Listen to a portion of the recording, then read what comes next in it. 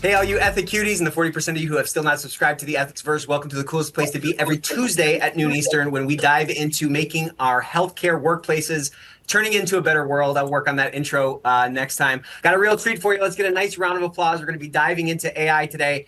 Everybody's talking about AI. There's AI slop. There's a bunch of AI hype. We're going to be kind of cutting through the noise, and we are going to be talking about how we can make our AI ambitions actually happen, how we can get our organizations ready for it. As we get moving here, sorry, I'm on the wrong slide here. As we get moving here, drop your LinkedIn URL in the chat. Your network's your net worth. Neither are big enough. This is the year to double your network. This is the year to double your net worth. And it's going to take you acting a little different, reaching out, connecting with somebody. I guarantee somebody on this call today is dealing with whatever problem you have going. So drop those URLs in the chat, at least drop in where you're coming from today.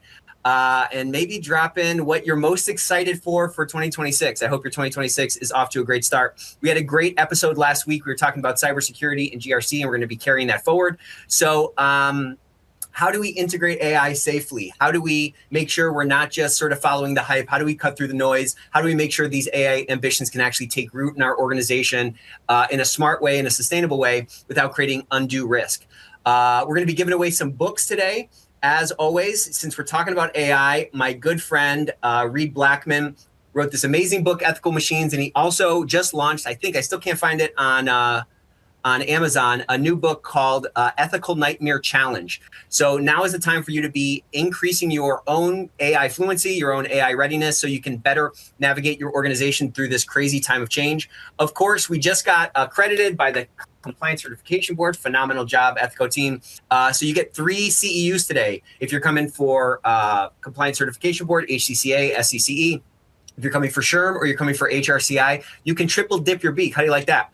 Also, our resource, Ethico is famous for providing a ton of value, helping push the industry forward, putting on great webinars, amazing webinar hosts. We're also famous for our year in review. So underneath our heads, underneath our faces on the console, you should see a link to the year in review. And you're going to see a bunch of the toolkits that we put out last year and a bunch of those resources. Remember, the name of the game is making better bets with our time. Not reinventing the wheel. Nobody gets that on their tombstone. Hey, this person was really great at reinventing the wheel. Here lies Nick. It's about leveraging different things, mixing them together, and really pushing influence forward in your organization. So if you have not checked out the year in review yet, you should do that now. And if you have not checked out Ethico yet, what the heck's wrong with you? We are here to help you push your program forward. We have smart software, we have great service, we have great solutions that help you really scale. And as the scope of compliance continues to expand, while our resource set does not expand with it, unfortunately, it's on us to be smart with our time, have the best tools. It's incumbent on us to make sure we know what's out there. So we've made a bunch of great enhancements through Q4 that I want to share with you briefly. We have better reporting now, better category structures, better data structures that you can drive better insights from and better action from, direct your team in the right way. We have new automated workflows, a new workflow engine. So the name of the game is automation. The name of the game is spending more of your time doing the things that you can only do and less of your time arm wrestling through your software. So if you're interested in checking that out, you should be. Hit a demo and you're gonna get a 25% discount because we love you. With all of that, what else do I got here? Talked about that. Let's talk about, next Tuesday. Okay, so this Thursday, we have a great episode talking about how to really elevate your career. And then next Tuesday, a week from today, we're going to be talking about what's new at Ethico. So this is going to be our quarterly product innovations showcase. This isn't changing for some reason. Here it is. Product innovations showcase. So we'll be here at noon Eastern next Tuesday to walk through some of the new innovations that are going on to kind of get your wheels turning about what is out there and so forth. Finally, let's get a massive, we're already up to 1,000 emojis. 2026 is my year, I'm telling you. So I want to give a little, let's get a massive emoji explosion, a massive round of applause for the one and only Leslie Boles, friend of the family, friend of the show, and Jonathan, who are joining us from Nexari Solutions. Leslie, welcome. You look amazing. Camera ready to launch into 2026. Tell us a little bit about Nexari Solutions before we dive in here. Sure. Well, thank you for having me. And Jonathan, as always, we're super excited to talk about what we're doing. Nexari Solutions is a new AI consulting firm that Jonathan and myself have just launched. We're super excited. We actually started, the company came into fruition last year, and we have officially launched this year. We're excited to use this webinar to kind of give you more insight into some of the services and solutions that we offer. We have found that with all of these new AI tools that are being implemented, all of these new tools that are being rolled out, one of the greatest challenges right now is AI readiness, right? Ensuring that both, especially in the healthcare world, from a compliance standpoint, an operational standpoint, an oversight standpoint, just an educational standpoint, there are a lot of gaps. So this is one of our main reasons that we started this firm. We're looking to help organizations solve problems around it. And so we're excited to dive deep more into it. And if it's Leslie Boles, it'll turn to gold. So excited for the launch of Nexari Solutions. Let's kind of frame out what today's webinar is about. You guys are tech implementation veterans. You guys are compliance veterans. And today we're going to really try to cut through a lot of this AI hype. The AI hype is taking care of itself, right? Like there's a ton of AI investment. Everyone's Twitter feeds and everyone's Instagram feeds are talking about, AI, how it's changing the game. And us in ethics and compliance are really here to help make sure that whatever changes are coming are, we're helping our organization navigate through those effectively and sustainably. So we're going to talk about six fundamental dimensions of organizational readiness. We're going to talk about data infrastructure. We're going to talk about how to conduct a meaningful self-assessment to increase the odds that you're going to reap the benefits of whatever AI investment is going on. And then we're going to chart a couple of phased approaches that are going to help you build better capabilities alongside these technology deployments. So we want to get started talking about, your AI readiness. How should people start to think about AI readiness? If a compliance person is listening right now, Leslie, what would you tell them in terms of trying to kind of bridge that gap between like AI awareness and actual AI capabilities? Yeah, so this is a great question. This is one of the things that, again, one of the reasons why we developed this firm. From a compliance standpoint, I think the challenge that we all have as compliance professionals is not understanding how the AI works, because the vendors are great at, rolling out the sparkly gold, yellow, all these amazing colors that draw us all in to these different products. They're great on telling us how it works. What they're not great on doing is telling that how it integrates with all of the rules and regulations that govern over what we do day to day. And so from a compliance perspective, AI awareness is wonderful, knowing about the different types, knowing what it does, how it operates. But when we talk about readiness, is knowing how that tool could impact or generate risk unknowingly. That's sort of the big thing from a compliance perspective. And it's not an avenue or a way to look at it to say, hey, we want to stop this from moving forward or stop it from being implemented or operationalized at our organization. But it's a way to say, let's create a roadmap that includes governance, that includes education, that includes staff readiness and understanding.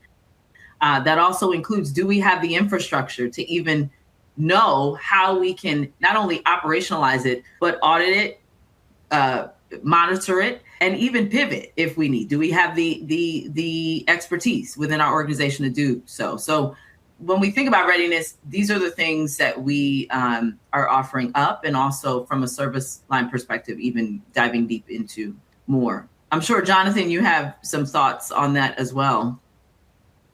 Yes, absolutely, Leslie. So, one of the ways that the AI kind of starts to come into being, especially in the healthcare realm, is let's say you have a provider that has colleagues, and one of their colleagues that works in a different healthcare organization will come to them and say something like, oh, we just started using this new tool.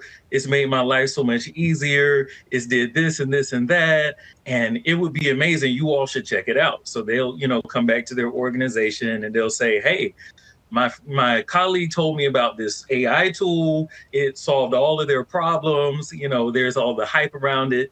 But little do they know or think about the fact that the other organization may have actually been in a position to implement that AI tool successfully, and to Leslie's point, reduce risk, because there could be a lot of drivers that basically create this big gap in between where an organization really is and where they need to be to actually have a successful launch. There was a recent MIT study. I think they said in August that most of the AI enterprise solutions right now are basically these companies Yeah, are I think that's expecting. at 95%. So You just cut out, but I think you're talking about that study that said 95% are failing to generate a positive. yes, absolutely, 95%, and that's a very high number. But that can be reduced by things like AI readiness assessments, and it really just takes a little bit of proper thought and pre-planning, making sure that you have the right type of infrastructure that you can have a successful launch. So a really important component of AI readiness is the data infrastructure that AI is going to be running over or running through or sitting over. How do you think a compliance officer can like better analyze their current data structure in the context of AI readiness? Why don't we start with you, Leslie? Sure. So one of the things that I have found that is really challenging for compliance professionals and this AI readiness concept when it comes to data is the language barrier, right? And so the language barrier between the folks that understand the technical components of what the AI tool can do or the software can do versus what we understand from a regulatory and guidance standpoint, a guideline standpoint, two different languages. And so the first thing that I think many of us are not thinking about is merging those two languages together, having conversations about what does it mean when we say things like RPA, right? All these new acronyms that are coming up that are associated with AI that oftentimes shows itself during the time of implementation. And by that time, it's too late. I think you should be having conversations way prior to implementation that talks about what's the difference between the large language model versus something like computer assisted coding. And so I think one of the things that compliance professionals really need to work on is language. Many of us think we're super smart around this, and we are, right? But there's a lot of things that get lost in translation. I'd say the second part about it is, from a compliance perspective, what we do need to know about AI is that it produces a lot of data very quickly, right? Prior to AI, I mean, we've all had these databases and tools that helps us to do it, but it's a more controlled environment. From a compliance perspective, you need to think about, okay, now that we have all this data produced and this data can produce, let's take something as simple as coding, right? Now you have tools that can push out thousands of claims, in hours or minutes. How does that translate to things like the False Claims Act, right? And patterns. How do you govern over that? Is the tool pulling data that's absolutely necessary? Is it creating more risk? Now, do we have to think about disclosures when in a time where it was more controlled, we did not? So there's a lot of things that are being overlooked when it comes to this conversation around just AI in general from a risk perspective. So Jonathan, maybe I'll start with you on that, kind of to dovetail off that question. How do we align leaders and frontline staff when it comes to like understanding what AI can and can't do for their operation, and what of these sort of exogenous risks that it can create? Leslie just talked about a bunch of things that like we need to consider that are probably not top of mind for the person, like it's kind of said in the chat, who heard about this other tool and says, man, I want to use this tool. My friend is using it. They're probably not thinking about the ripple effects of throwing this sort of AI, pebble in the pond. Oh, absolutely. So there's really a large mindset shift that has to take place, because organizations are used to dealing with like normal software where, if there's updates, you're going to kind of know about the update. It'll make a specific thing happen in a different way. But these AI tools, depending on what type you're using, they're fundamentally different because they can evolve themselves without, certain guardrails in place. They can learn on their own. They can start to veer or drift away from a lot of the initial intent and the initial outcomes that you're looking for. So those are the types of things that you're really going to have a mindset shift about. And then secondarily, there has to be a lot of communication throughout your organization. Sometimes people will treat it like it's a normal, let's say a lot of healthcare organizations will do things like they'll go from one EMR system to another, and they'll say, oh, well, we went through an EMR transition. We should be able to launch an AI tool. And it's a completely different idea and process behind it.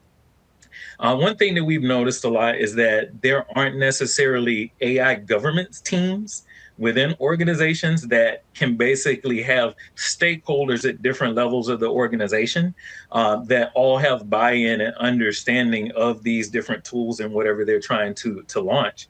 And another thing that happens is communication lapses. So one thing that really happens a lot now is if you don't have an AI, like an AI governance board, then you're leaving yourself kind of just up to anything happening, because like I said, these tools will evolve themselves. So there has to be a level of communication. We've seen a lot of clients that will actually come up with, little classes that they give to their teams and say, hey, AI automation in clinicals 101.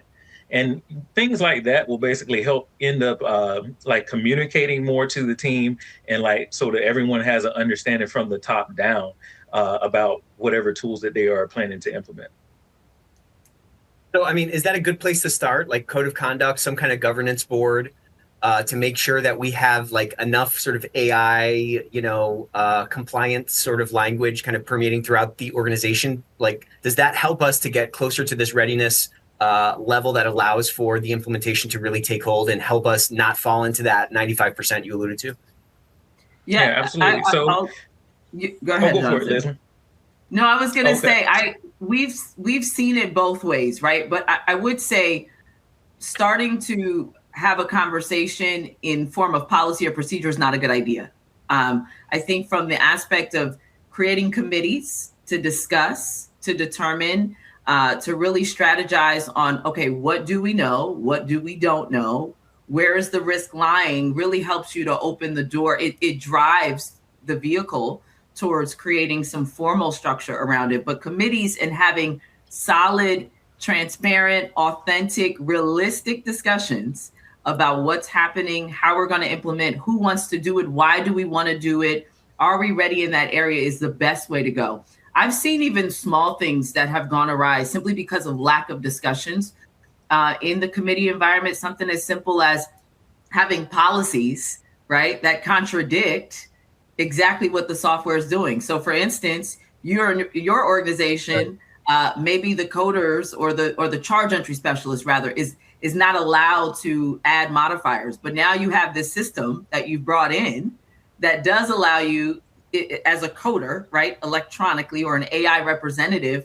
Now it conflicts with your policy. Something as simple as that, because you haven't had realistic conversations about what we have in place. How does that pertain to the rules and regulations and what we need to do next? So the committee is the best way to go. And what I will say about committee members, right? We don't need people who are just going to drive it forward one way and say, yes, yes, yes, this is great. Yes to everything. You need both personalities. You need folks that are skeptical and you need folks that are in favor, because it helps to bring a balance to the organization. And it's authentic, it's real, and it allows for a discussion that allows the organization to really assess, where are we? Is this really the right tool for us based on this conversation?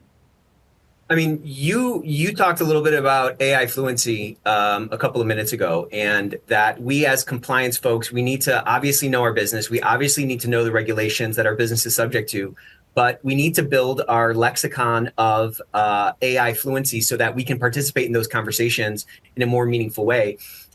If we can't sort of gain purchase with our footing, so to speak, in those kinds of conversations, then our gifts that we've spent years developing, the toolbox that we've built over time through all of our experiences, can't be applied in this arguably perhaps the most kind of like, I don't know, risky time in our lives in terms of like the rate of change relative to a status quo. Like 10 years from now, who knows what the world is going to look like? Maybe we'll all be on universal income getting like floated around like on Wall-E, who knows? But for the next couple of years, there's going to be a lot of change that like it's on us to help our organizations, navigate through.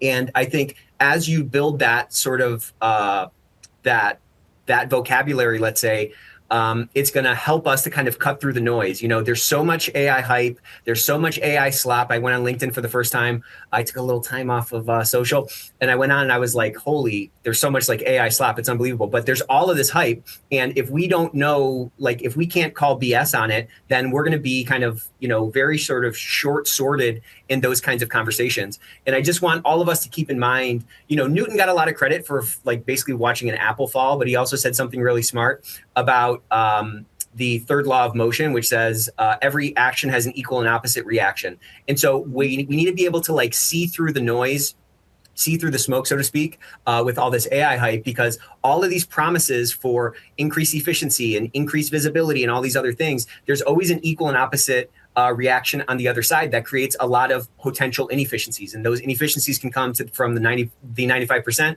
that Jonathan just talked about. It can come from failed implementations. It can come from new risks popping up because we haven't been able to see around the curve there. So I want to pivot a little bit now that my soliloquy is over. I want to dive into these 6 critical dimensions of AI readiness. Why don't we start with you, Jonathan? Jonathan, what are these 6 critical dimensions of AI readiness, and how can we, as compliance folks who are maybe kind of getting up our J curve on the AI thing, starting to build that vocabulary, knowing what's out there and so forth, how can we start to utilize these 6 elements or these 6 dimensions to start kind of better assessing where our organization might be at, and again, helping our company see around the curve? Okay. One of the biggest things that people don't understand is like where to start. So what we've seen be effective is just kind of looking at 6 critical dimensions of AI readiness. You have your data, you have your workforce capability, you have governance and compliance, you have change management, you have strategic alignment, and then you have your own company culture or communication style, right? And we'll talk through each of these like in depth, but data is going to be a really big one, your data infrastructure. What you'll tend to see is there's a lot of inconsistency within data within organizations. And these tools are mostly driven on data points, whether it's training data that is coming from the outside and being used to train an AI tool, or he went out. If it's your own data, the quality of that data is going to be. See, the AI is creeping. I think there's some AI in this platform. You're giving away all its secrets, right? You went out. So you're talking about data infrastructure. Go ahead, Leslie. Go ahead, please. No, what he's saying is so crucial. I'll just comment on the data piece and let him move from there. But the data, garbage in, garbage out. I cannot stress enough. If you're, and I'm just being blunt, I don't know any way to be because I'm from New Jersey. If your data is garbage today, it's going to be garbage tomorrow. It doesn't matter what tool you implement or what you have. And that's something to keep in mind when it comes to these tools. I can't stress enough from a compliance standpoint that piece is very, very important. It creates biases. It creates inaccurate information. Some of these tools translate to other tools that help your physicians and your clinicians, especially in healthcare organizations, make clinical decisions. You could be making financial decisions based on this. You could be making quality decisions based on this, accreditation decisions. It has so many tentacles that you really, really need to think about. So data integrity is also a really big part of this. I had recently spoke at a conference and I talked about if you're looking, especially for critical functions, right? I'll just speak to some of the things that are really important from a compliance perspective when we talk about clinical decision-making, reimbursement, billing and coding compliance, all of the things that are really essential. If you have a vendor or if you know of a vendor that tells you, we're not interested in doing any trial runs, or we don't want to, maybe do like a smaller controlled environment where we can test it. I cannot say this loud enough, run, right? Because that moment allows you to identify what gaps are sitting, not only with your own data, but also within the system itself as it relates to data. So I can't stress enough, if you're not looking at data integrity today, you can have millions of dollars and be the biggest, baddest healthcare system in the world. But if that part of it is not key, all you're going to be doing is just crunching out more and more at a higher and faster rate more inaccurate information. Sorry, Jonathan, I got excited. I wanted to make sure I jumped in there. Oh, no, I appreciate it. And hopefully everyone can hear me and my internet decides to act correctly. But you really have to think about those 6 dimensions. You have to think about those 6 dimensions as like a wheel, essentially. And you kind of want to have strength in all of those areas, right? So we just kind of talked about data, but data is very important. So I also want to just mention that a lot of times in organizations, data is siloed in different places. Maybe it exists in different EMR systems. Maybe you have been through a transition of some sort. So you have to kind of think about that. You also want to think about, like, is our data standard structured or unstructured? Like, is it clean and neat that an AI tool could use effectively? Is there missing information a lot? Do I have, let's take in the clinical aspects, right? Let's say, do I have a certain group of providers that they don't document their notes fully? And then you have other providers that, will write a soliloquy on every, visit note. So there's things to just think about and standards that you want to put in place, because really what you want to take these 6 and build a roadmap so that you can get to a point where you basically increase your chances of success. The second critical dimension was workforce capability. So you have to think about resources. Do you even have the right IT people in place? Do you have a physician's champion in place, depending on what type of tool it is? Do you actually have the capacity to make this transition or make this change? So there's quite a few things to think about in all of these areas that I think going in, a lot of people jump the gun and they do see the hype and hear the hype and they want to roll out a tool and they only listen to what the vendor's telling them instead of really analyzing their own personal organization and figuring out if they're in a position to make a leap like that. Yeah, and those can be tough conversations when everybody is so excited about it. And like somebody mentioned in the chat, yeah, Amy mentioned this. Thank you, Amy. She said that's a great point. It's not just about those passionate about it, but the questioning and even a bit of resistance or resistant to be at the table. Like, we need to be that counterbalance to make sure that we're not jumping headlong into something and that we're not going to be creating something that is not going to end up coming to fruition or providing the benefit that we're talking about. The thing you're talking about, data, the workforce readiness, these are all kind of critical components for anyone's AI dream to actually, become a reality. Those things have to be in place. I cut you off though. I think you were going to talk about another one. No, Jonathan, before you go ahead, I was going to say the workforce readiness and the change management one that Jonathan's going to speak about in just a second, they work hand in hand. And I will tell you, if it takes your organization 6 months to buy a new brand of butter, you really need to evaluate change management, right? Because the way in which AI is implemented and quickly changes the environment is insane. It runs circles around the way we as a healthcare industry right now operate. In some forms, it's antiquated. And from a compliance perspective, when we think about workforce readiness, when we have a new policy that we put out, we have to think about, okay, is this policy at a reading level that everyone across the board will be able to understand? And in some states, they mandate you to ensure that your entire employee workforce can understand and comply with that policy by maybe saying, okay, we're going to put it at an 8th grade level. We're going to put it at a 9th grade level. You have to look at workforce readiness as it pertains to AI in the same manner, right? Have we evaluated whether the folks that are going to be operating these systems or what we're implementing are the folks that are going to be working alongside of it actually ready for it? Have we educated them? Are the policies that we're creating feasible? Do they even understand what it now means to be a collaborator with AI versus just an employee who had their task oriented? There's a lot of really key, not only language, but learning curves that organizations are simply not evaluating. So, some of these things I hope are very, very helpful for everyone that's on the call today. If nothing else, that 6 months to buy butter, we will all remember that and be using that going forward. Go ahead, Jonathan. Yeah, and to piggyback off of what Leslie said, a lot of these dimensions are related. So your workforce capability is tied into also your culture and communication. Like you can run into roadblocks that aren't even technical and aren't even data related, because people may have trust issues around artificial intelligence itself.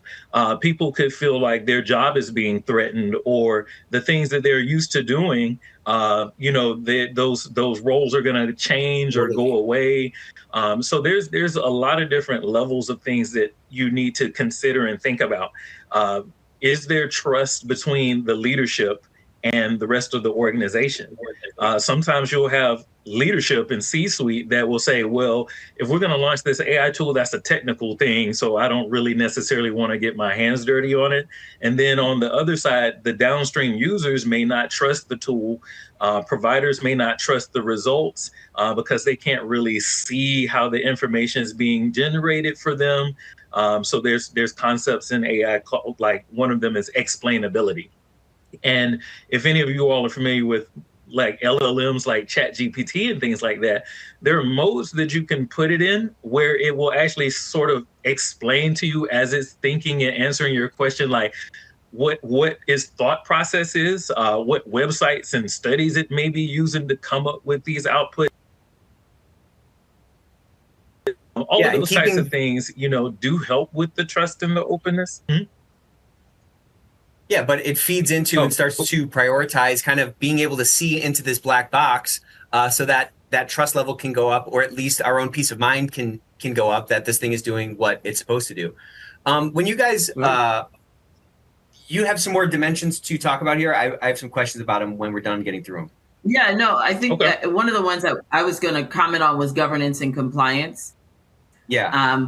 I was at a recent conference and I asked everyone in the audience to raise their hand if they know all of the AI tools that are actively being implemented in their organization. And no one raised their hand, which is kind of scary, right? I think from a compliance perspective, what that says is that there's not a universal knowledge or understanding of what these systems are doing, how it's impacting not only operations, but also from a risk perspective. So from a governance standpoint, one of the things that we, and we've been talking about it, and I've been actively talking about it, is having these sort of pre-implementation checklists or queries that you can think about that are unique and specific to the function of that tool or software would be incredibly important. Like, for instance, I'll give you an example. Let's say it's a new coding tool that comes around that codes automatically. So we all know in compliance, we all have scopes. Most of our certifications or our licensures, there's scopes there that provides guardrails. But who trained that model that produces that outcome? It's a simple question, right? So if you come across a coding tool that was not trained by a certified coder, but maybe was trained by, let's just say, a physician who is also a coder, that tool is going to take liberties that you're not expecting, that you have not dealt with, right? Simply, and especially if we're having something on the back end like generative AI. And so I give that example because there's a lot of pre-implementation or pre-questions that could be talked about and developed in an AI governance or committee setting that many people are missing, and they don't get until that tool actually rolls out. And the outcomes, now we have this big problem. Now, what do we do? So just governance is bigger than just, hey, what tool are we implementing? It's what does each tool do? How do we govern over it? Who needs to be involved? What policies and procedures do we already have in place? What risk does it create? How do we pivot from it? Is the organization or the vendor telling us that the way in which they roll this tool out is proprietary and they can't share? If that's the case, sidebar run. It's just there's a lot of really important things that need to be evaluated in the governance setting. An ounce of prevention is worth a pound of cure, and the amount of damage that can come from over-reliance on this stuff and not asking these questions that would naturally sort of spring forth out of a competent, coherent sort of governance motion.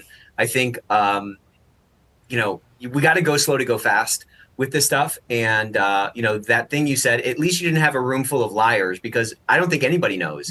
Anybody knows how the tools are being used, which tools are being used, throughout the organization. There's so many different tools and there's so many myriad use cases out there. It's a very difficult problem. Go ahead, Jonathan. You were going to add something?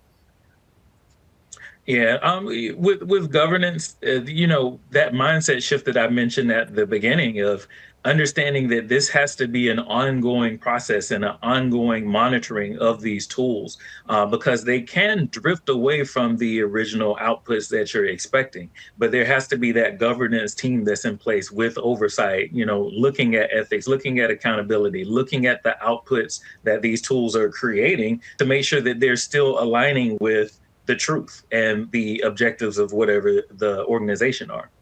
And then we also mentioned that there's a couple of other, dimensions that are important. One of which is change management, which does tie into your workforce. Are you going to appoint a project manager for this implementation? Are you going to create a project manager for the assessment of your organization to see if you're ready? And then there's also strategic alignment, because sometimes you'll see that a lot of these organizations will have AI tools that are, being used in their organization, but they're not really strategically aligned to any of the business's real goals. Maybe it's a compliance goal. Maybe it's reducing the time in accounts receivable by getting cleaner claims out the door with better coding, and so you don't have denials and things like that. But you really want to make sure that whatever tools you are going to implement, you are strategically aligning them to whatever your KPIs are and whatever your business strategy is going to be. And I was just going to add, because I see a lot of comments in the chat about privacy, right? And these are all great points, because I think one of the key things that everyone in healthcare is forgetting is none of the rules and guidance that are in place now are going away. They're all still there. And so even thinking about something as simple as like the minimum necessary standard, right? When it comes to what on a need to know basis, think about something as simple as the Gemini tool. The Gemini tool in Microsoft that has the ability to read emails, summarize it across the board. And I've seen organizations implement it from the chief legal officer all the way down, to the folks that maybe just work in billing. But does the folks in billing need to know the same information as the chief legal officer? Have we evaluated if that's appropriate, if it's necessary? How do we even put guardrails in place to ensure that that information is not shared?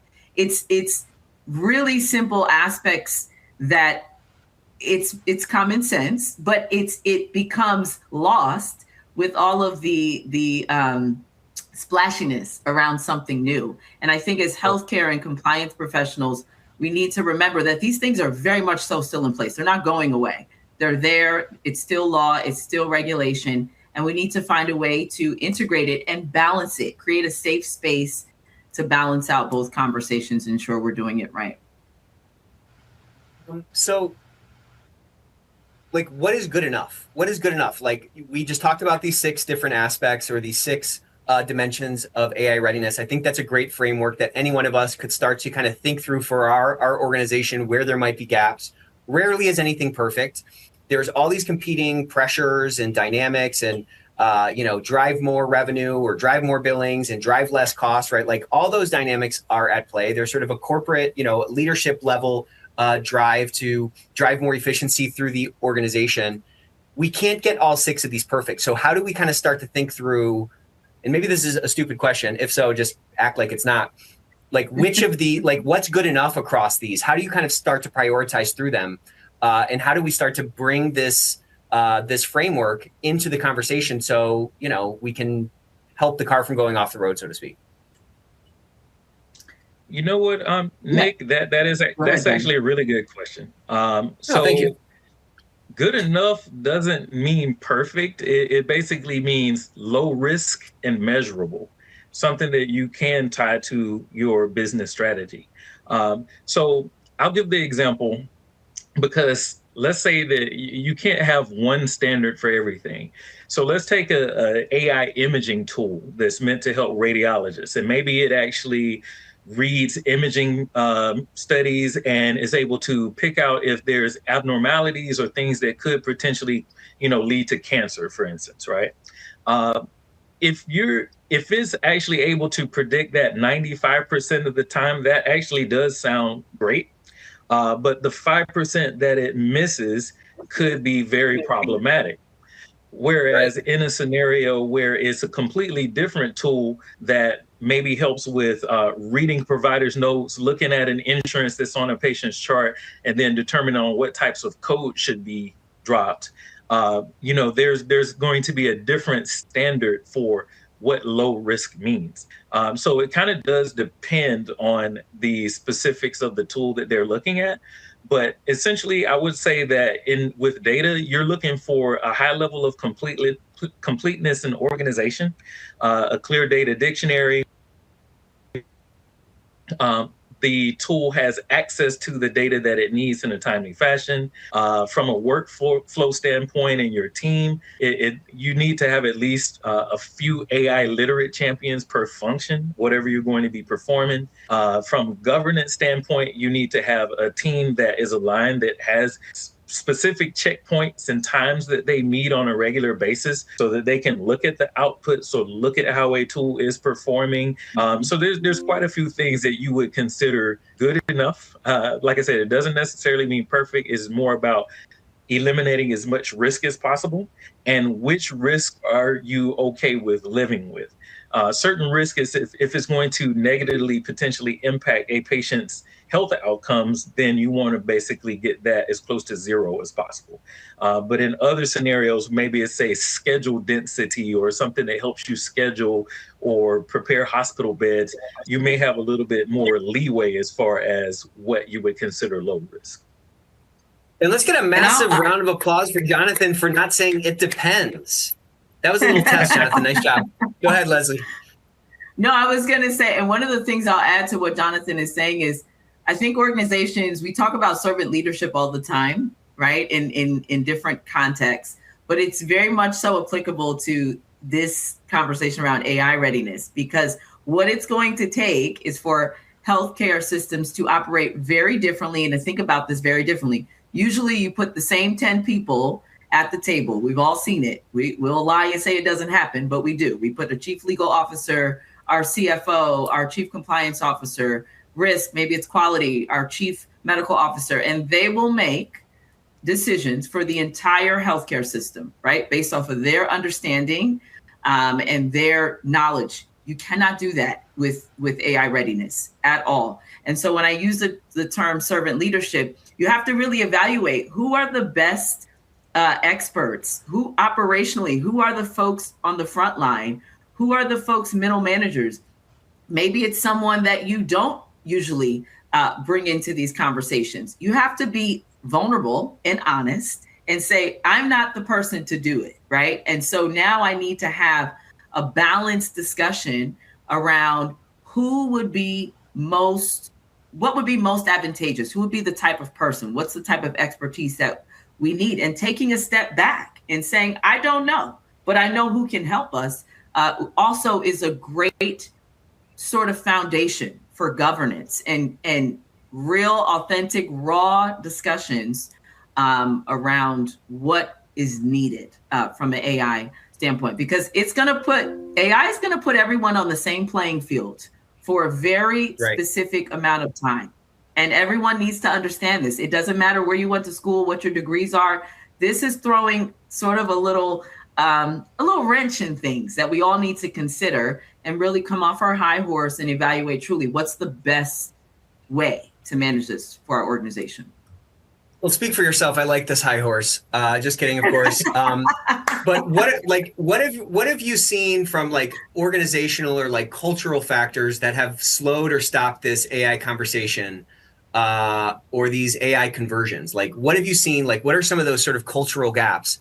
I think, maybe you talked about one right now, this sort of ivory tower AI planning. That's a big one. But what are some more of those sort of people cultural issues that if we see those in place, those should maybe raise a red flag for us or turn on the alarm that maybe one of those spokes on our AI readiness wheel is lacking, and we need to put a little bit of more effort there before this rollout happens. I'd say one personality that I've seen are the individuals who are in favor of every AI tool demo that walks through the door, right? They never ask any questions. They're ready to implement AI it tomorrow. Nerds. Yeah. AI addicts. They scare me. Yes, they scare me. And I think it's great that they're excited about it, but they do scare me because they never evaluate. They're always going with what the vendor is saying. Those type of individuals definitely scare me. And then on the flip side, the people who are saying, no, because it's going to take my job, they also scare me, right? So those two extremes I have seen are huge, huge barriers when it comes to risk and also implementation and also just forward thinking as well. Like, obviously a company is sort of a whole distribution of a bunch of people on that spectrum. Not everybody's like on one side or the other in what you just described. Do you think, though, if you could zoom out on an organization, or one of us could zoom out within our organization, we could see how that distribution maybe tips one way or another, like just in aggregate? Like, have you seen that kind of a trend as you've, in your experience? Yeah, definitely. I've seen it more often than not. I have even seen organizations, which I also think is very scary too, right? They'll say, oh, we've demoed a few products, and we have a really great business application or analyst team. We're going to develop our own AI, and we're going to implement it. And all of it is somewhat, I'm trying to think of the nicest politically correct way to say it. It's just, it's 2026. Just say it normal. It's narcissistic. It's an ego. It's an ego. It requires more diligence, right? Than just We've seen someone else do it, so now we can do it for ourselves. It's a matter of saying, hey, what do we want to accomplish by implementing AI? What type of knowledge or expertise should we engage in? Are we truly ready, right? Do we really have all of the implementation aspects, the governance aspects, the legal aspects, do we really have all of that in place? And is it really a good idea for us to do it for ourselves because we saw it somewhere else? We had an hour demo and now we think we can do it. It's just about being less conceited, maybe that's another word, and being more human and just realizing that this is an error of the unknown, right? And it's going to require you to say, I don't know, and I need help until we get to a point where we get our sea legs. I think the arrogance, that's a word that I'm looking for. The arrogance that I've seen in organizations today is the scariest part. And I will tell you, from a compliance standpoint, the federal government is watching the arrogance that is coming out of this era. They're watching the fast way in which all of our, you have organizations that are implementing AI left and right arrogantly, so they can be the first ones to say, we've done it, look at us, watch what we're doing. It's scary. And I think using those words and evaluating whether that's really the method in which you're implementing or not implementing is something to consider. I mentioned my friend Reed Blackman. We're giving this Dr. Reed Blackman, I guess he makes me call him. We're giving his book away, but he wrote this really great article that I think was the basis for his book, which was the Ethical Nightmare Challenge. And it's so much to sort through. All that stuff you talked about. A great thing to ask in any one of these rollouts or for any one of these tools is very simply, what is the worst thing that can happen? What could go wrong? And kind of work back from that. That gives us a way to kind of measure out like the materiality of some of these risks. To Jonathan's point, the materiality for scheduling risk is probably a lot lower than reliance on sort of prescriptions or something like that for a patient. But thinking back from that worst case scenario, what is the absolute nightmare that can come from this can add a lot of richness to that conversation about whether you're going to develop a tool internally or whether you're going to rely on one from a vendor, or even how you're going to evaluate that vendor. Right.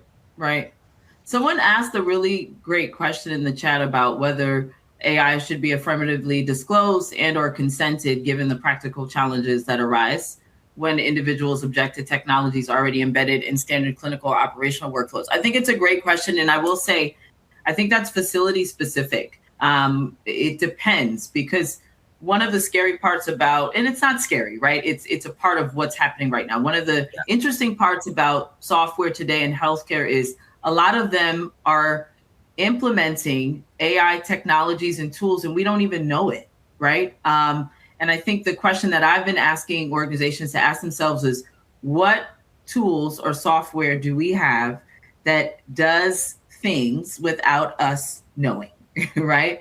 If you don't know the answer to that, even from an upgrade standpoint, or just, hey, we have a new, a new version and it's going to include X, and now it automatically does this. If you don't have a way to at least monitor or assess, thinking about disclosures and consents is actually a good idea, right? If there's no mechanism in place that naturally and organically gives you that information. So that's a great question. Thank you for asking. Yeah, and here's another great question from me. Oh, go ahead. Oh, I was just going to add to it. What we also see is a lot of our organizations or clients, they will end up adjusting their paperwork, for instance, that they may have patient sign and things at the beginning, to start to include language that discloses the fact that there are certain aspects of AI that they're using in certain places. And then depending on which tools you're using, let's say you're using some ambient technology for, a app on your phone or something, actually just going and listening to a visit with a patient and then creating a provider's note for them.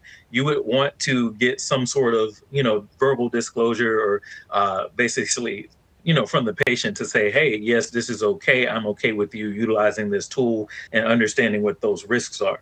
But I do think the advent of, some of these tools that people are just familiar with in the zeitgeist, like ChatGPT, people are a lot less concerned about certain AI things as they would have been 5 years ago. So totally. It does become a lot easier, but definitely disclose it definitely is the way to go. And I'll just add to that. Sorry, Nick. One other thing that compliance professionals should evaluate is states are developing their own bills and rules around consent that everyone needs to evaluate in their specific state. And they're doing it silently. It's not a big splashy, document that's coming out or a big announcement. Yeah, they're just sliding it in there, and that is governing over something as small as consent. So if you have not evaluated what your state is either proposing or requiring, you really, really should do that. And it's not, I know that many people have tried to make this a political conversation. It's not a political conversation, right? There are states that are looking beyond that, and they're saying, this is what we want to happen in our region, in our area. So if you haven't evaluated your state specific requirements around AI and what they're proposing, it's a good time to do so. Well, that whole thing with privacy and all these different privacy rules state by state was a great warm up for what's coming from an AI perspective, because to your point, these everyone, it's going to be probably a similar patchwork until it all gets kind of consolidated into something. So as we're getting close to the end here, I want to kind of rapid fire a few questions at you, and I'm just kidding about the rapid fire, but what are the two kind of biggest readiness gaps in the next 6 months that people should be looking at? Is it a function of their particular business? Are there a couple that stand out that are going to be kind of the biggest levers to pull? Which would create the most leverage in the average company's, AI ambitions? Which one? What do you think? Which of the six? Let's start with you, Leslie, and then we'll go to Jonathan. Yeah, one of the things that I think is the biggest one is cultural resistance, the workforce capabilities and the change management.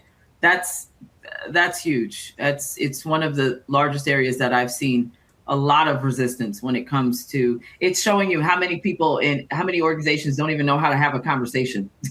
Basically, they don't even know how to have a discussion about new things and change. We think we're doing it well, but we're not. So. Yeah, and you kind of touched on something that remember that old Upton Sinclair quote, which I love, where it says it's impossible for a man to understand something if his job is dependent on him not understanding it. If somebody feels threatened by some kind of an AI tool, there's going to be some natural sort of latent resistance there as it stands. And there is that tendency, that human preservation or that self-preservation that's wired into all human beings that really isn't creeping into the conversation that much, but can do a lot to really disrupt our the actual readiness despite what we might perceive. You know what I mean? No, absolutely. And I'll just add this one really quick thing. I think for compliance professionals, one of the things that I have seen with them when it comes to AI implementation and readiness, that they're are very nervous about is the fact that it's going to change the entire dynamic of the way we operate in our profession. Many of us will not admit this, but in some way, fashion, or form, we do have a very reactive approach to how we deal with risk, right? And we want to be more proactive and preventable, but sometimes, often, because there's more of the workforce than us, that cannot be the case. And with AI, we have to shift. We have to shift from reactive to proactive, because we're no longer auditing or monitoring outcomes. We have to monitor algorithms, input, how it was trained. We have to learn how to pivot from these things, which is very, very different from an outcome-based sort of profession or a reactive based profession. So it's something to think about as well. Great point. And if we are hanging our hat on what boils down to, if our job security boils down to this sort of reactive, sort of output based, that is very AI-able. Let's just say that. Like, that is a high level of vulnerability in your own personal career risk assessment. That should be like top on your list. And so what this thing that we're talking about right now should do is that should be a catalyst for us to start really trying to increase our indispensability factor. Like, to what extent can you be indispensable to your organization? I think in healthcare in particular, compliance folks have an opportunity to be that indispensable sort of cog in the machine, but it's going to take us, to your point, showing up in a more strategic way, not showing up in an output-based way where we're just reporting all the things that we process. When we can become that strategic advisor to the organization, and we can pull our chair to the grown folks table where all this strategy is discussed and so forth, and we can add value there by injecting considerations that maybe aren't part of the conversation yet, we start to elevate ourselves from this AI-able, easily kind of deletable type of a role to something that is integral to the success of the organization. And that's what we should be aspiring to. Absolutely. Okay, Jonathan, over to you. Yeah, and to which of the two do you think you'd really kind of focus on? Go ahead. Yeah, so to me, it's going to be data quality and governance, maybe a tie between those two, because if your data is not at a certain place, then you may pick a tool that's going to fail. It's not going to give you the outcomes that you're looking for. And then secondarily, governance, because a lot of these organizations haven't thought through the process of forming this governance team that's going to be an ongoing thing, because it needs to ongoingly, as Leslie said, monitor an algorithm, monitor a tool that actually is going to grow and change on its own and create outputs. So I feel like those two things are going to be the fuels for AI. And if somebody's really going to make an impact initially, forming a governance team and a governance structure and creating a roadmap for that, and then the quality of their data. And if it's not quality, starting to implement standards to get the data in position to be utilized by AI. And keep in mind that, like, the same models are behind all these tools. Okay, there, I said it. No one's like coming up with their own AI brain, right? They're leveraging these other brains. They're putting, sorry to like tear back the curtain. It's just a guy back there. It's not the great and powerful Oz, okay? It is a sort of software wrapper with essentially what is like some prompting and some data controls that are driven by these same AI brains. And the same level of like hallucination is occurring across these brains, the same level of like sentience, let's say, as a quote unquote, the same amount of model drift is occurring across all of these models. So we need to get a little bit fluent with this stuff, to your point, if we're going to participate in that governance type of a conversation or in that kind of governance committee, to where what we're doing is not just checking boxes. So we talked to, what I love about this webinar and what I love about you guys is that we're not just talking like ethereal academic, we're talking about bringing this down to earth and giving us tools and frameworks that we can begin to, shift our perspective as we look at the risk landscape of our entire organization.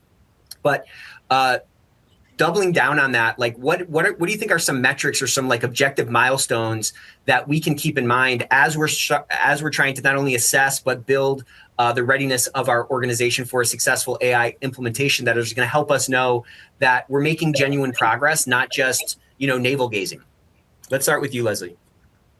Yeah, so a couple of things. I mean, I know that Jonathan is probably going to mention the road mapping and how that's just a big key area. But one of the things that I think is very key for healthcare, and already do it really well is dashboarding, right?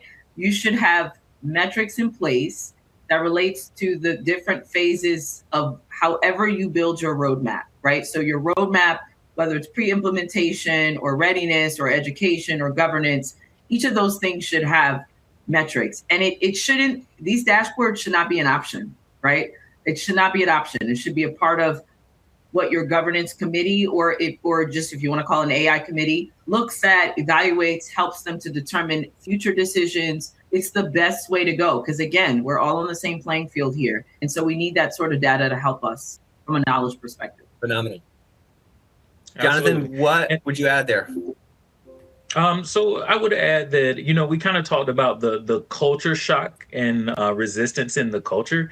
And I think that transparency is one of the big things, that the leadership doesn't go silent when these things are starting to be initialized, that they continue to communicate, that they share wins. Like if you can get a quick win at an early implementation, maybe it's automating one manual workflow that helps everybody out, like then you get more people on board.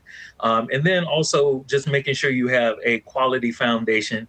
And we can't stress enough how much and how important it is to have that like an AI governance council. So I feel like those are the main things that kind of will help people move forward, showing some quick wins and really having some transparent communication from leadership throughout the organization. I love it. Well, thank you guys so much for coming out. Let's get a massive round of applause for these guys. This was really an informative session. I had high expectations and you guys blew it out of the water. So at least you'll know that when you lay your head on your pillow tonight. Hope everybody can join us this Thursday where we're going to be talking about compliance careers, how to build or join the right compliance team. And if you're happy where you're at, how you can make your compliance team to be the type of place that people are clawing to get in on. This is the time of our lives, all right? This is our year. This is our time to elevate our profession. It's going to take us, like we were saying throughout this conversation, and like we're going to be saying throughout this year, it's going to take us showing up in new ways and new strategic ways and moving beyond this outputs-based focus to something that is much more strategic, something that is easier or more readily tied to the objectives of the organization, and really us elevating to this strategic lever within the organization, that trusted advisor. So if you do not follow Leslie and you do not follow Jonathan on social, their links are on the side, and we will see you next Thursday.